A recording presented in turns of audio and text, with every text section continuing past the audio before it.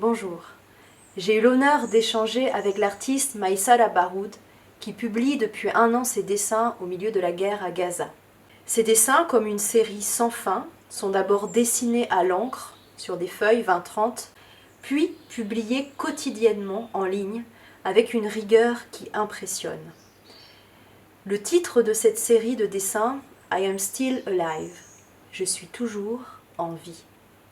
C'est d'abord ce titre qui a retenu mon attention, et je précise que la réalisation de cette vidéo ne s'est pas faite sans émotion, mais comment finalement pourrait-il en être autrement?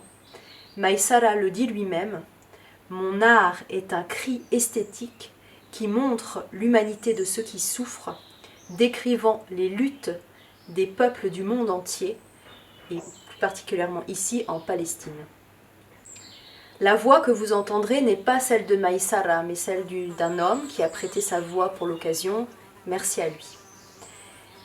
Aizizi, Maisara, Mairaban. Maisara. Vous avez dit un jour que la guerre a englouti tous vos petits rêves. Puis-je savoir de quels petits rêves il s'agit? I am approaching my 5th decade, having worked hard for my children's future, to give them a stable, simple life and a good education. I used to think that after all the years of hard work, it was time to reap the fruits of my labour. I had just finished the final touches on my apartment and its new furniture. In my studio, I looked with pride at my experiments, my library, my books, and my paintings. I used to spend good time in my private office, making small plans, thinking I was fulfilling my dreams with what I had saved for the future over the years. All this world I had built was destroyed in the early hours of the war, when the planes decided to turn it all into a pile of rubble and dust.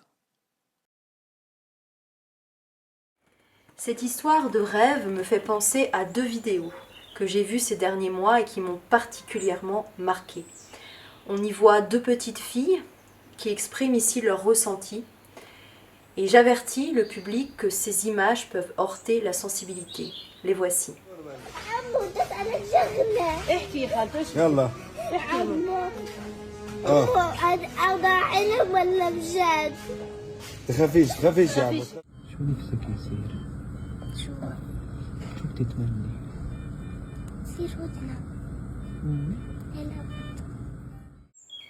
Ces images qui viennent s'incruster dans nos nuits, dans nos esprits, via nos téléphones, sont absolument déchirantes. Le secrétaire des Nations Unies, Antonio Guterres, a déclaré que ce qui se passe à Gaza est totalement inacceptable.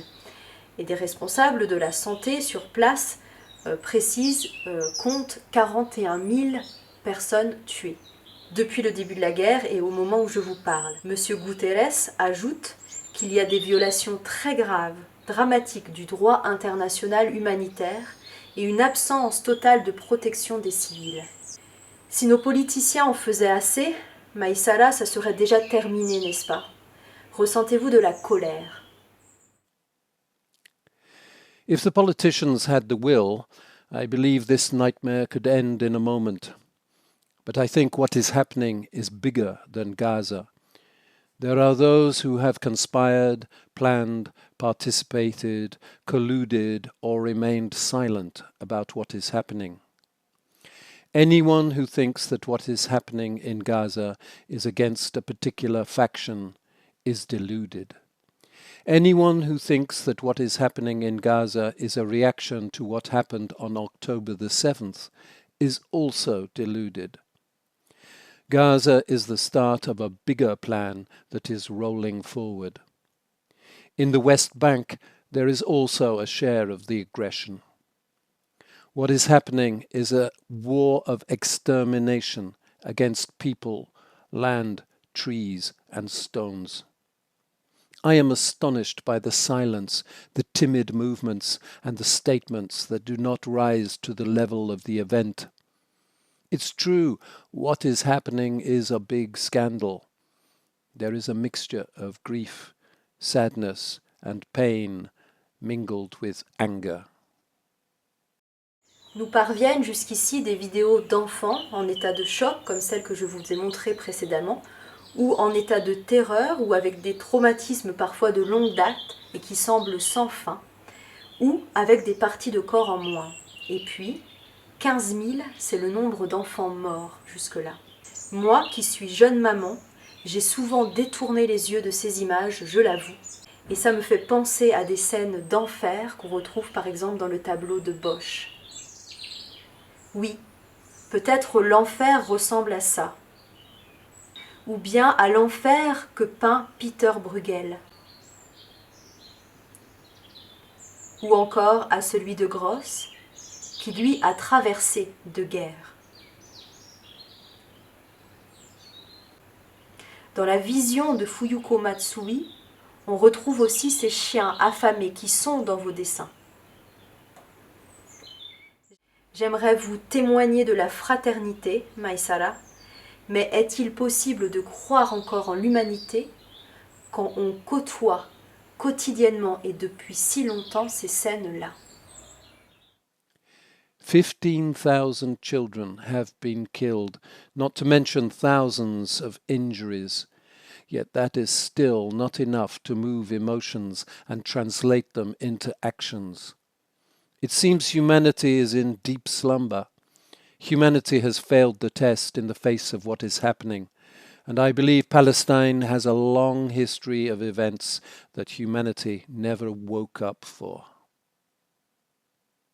Pour reprendre vos mots, l'art ici est plus à même d'exprimer l'essence palestinienne que les personnalités politiques ou les discours officiels. Entrons un peu plus dans vos œuvres, si vous le voulez bien, qui défilent sur l'écran depuis le début de l'interview. On y voit la souffrance des corps et en même temps leur résistance.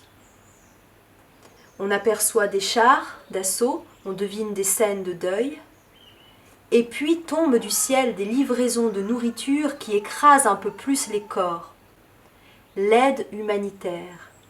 Il y aurait tant à dire sur ce sujet, mais un seul de vos dessins suffit.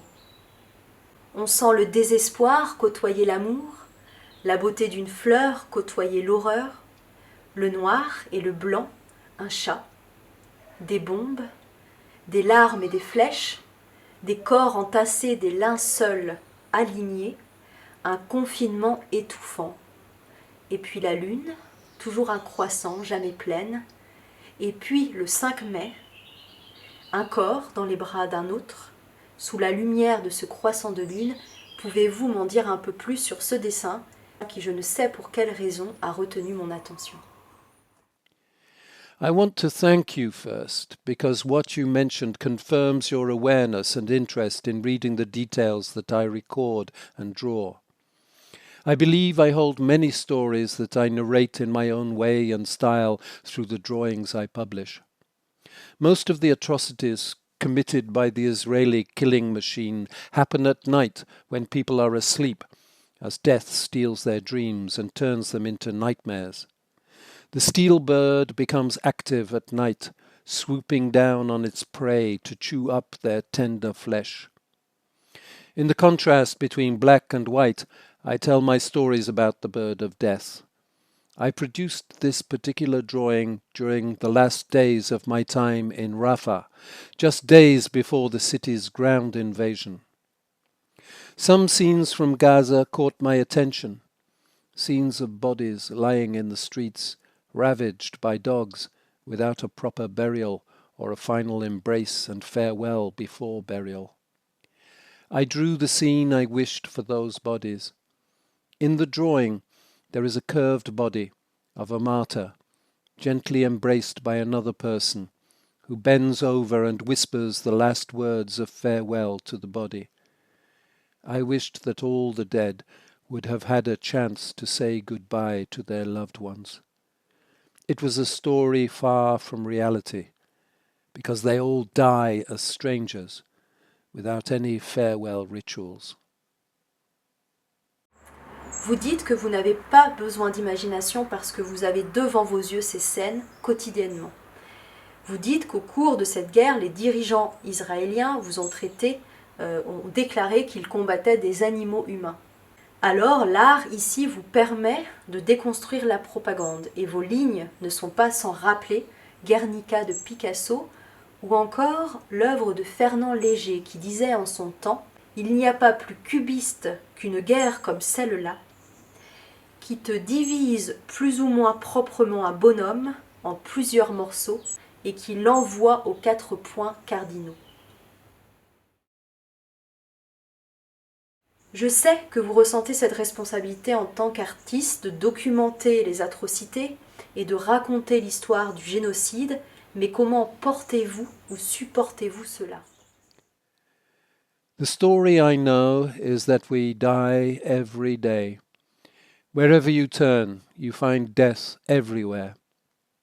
I do not know the goals of the war machine that is penetrating our bodies and tearing apart the bodies of our children. What is happening on the ground is like the horrors of Judgment Day, and what is broadcast on social media and satellite channels is not enough to convey the truth. Many people have distorted narratives about what is happening. Who gave this entity the right to commit genocide? Who sympathizes with the killer? Votre travail est actuellement exposé en Italie, mais vous ne pouvez pas y être.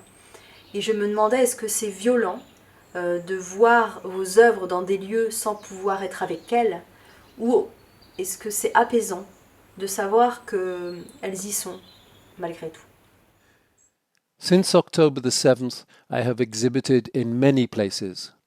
Ramallah, Italy, the US, the Netherlands, Finland, Britain, Canada. My drawings have crossed borders, broken the siege, and challenged the killing machine. I tried to spread the message wherever I could reach. I did not treat it as an art exhibition. The exhibitions were, for me, like a protest and a message of defiance against the war and genocide that we are being subjected to. My aim was not fame or marketing. I was satisfied that my paintings represented me everywhere and my works were present on my behalf. Through the blue space of social media, and despite all the difficulties in communication, I managed to share the story daily as it should be told. In normal times, I might have been saddened that I could not accompany my works wherever they were displayed, but these times have changed everything. Je vous ai entendu dire votre espoir que tout soit reconstruit pour que les oiseaux reviennent faire leur nid et pour revoir le bleu de la mer. Si cela arrive, Maisara, pouvez-vous imaginer ajouter de la couleur à vos dessins? Nothing lasts forever. Gaza has been resilient against enemies throughout the ages. It resisted, broke, won, and endured, but it did not die. We believe in the myth of the Canaanite's phoenix that lives and rises again from the ashes. Gaza is a city, and cities do not die. The occupier will eventually tire of killing and leave, and the city will return through the efforts of those who remain and through the efforts of its supporters. Life will return. Perhaps this will take a lot of time, love, and hope. Perhaps it requires willpower even more. This is what we hope for a city that war has wounded and whose beautiful features have been disfigured. I have always repeated that perhaps the day will come when I have had enough of the black ink. And here I want to add that all my colourful experiences are now buried under the rubble of my demolished home. If I survive this massacre, maybe I will have the chance to paint in colour again. Cette résilience dont vous parlez me fait penser à 2 vidéos que j'ai vues ces dernières années, notamment en Ukraine. La première, c'est celle d'un enfant qui danse sous la neige dans un moment de répit entre les bombes. Et l'autre, c'est une vidéo d'une chanteuse qui harmonise sa voix avec celle des sirènes de guerre.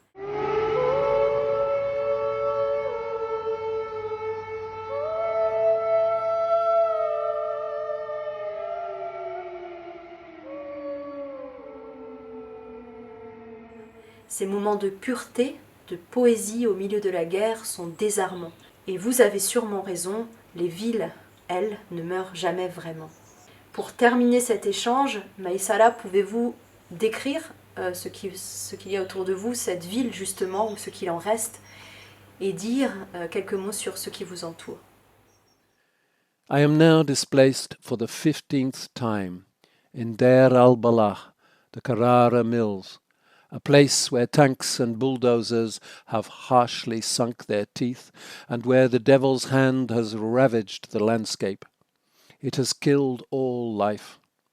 The trees, shrubs and greenhouses were uprooted, and planes devoured large parts of the houses. Everything around me is resisting death. I managed to seek refuge in a house where tank shells had destroyed large parts of it, but I made the remaining part habitable. In this house, in addition to my wife and children, my brothers, their wives and children live with me. Tents of the displaced are scattered around us. The place is far from the noise of the city centre. Sometimes, in moments when shells are not being fired, you can hear the sound of birds among the surviving trees.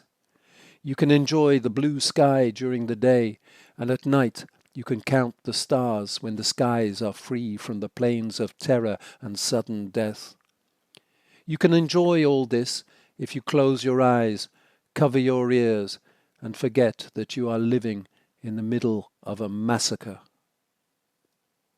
Shukran, Maisara, je vous souhaite de nombreuses autres expositions et de rester en vie, surtout vous et vos proches, et de retrouver de la couleur sous les décombres, et que cesse le feu immédiatement, que le chant des oiseaux revienne.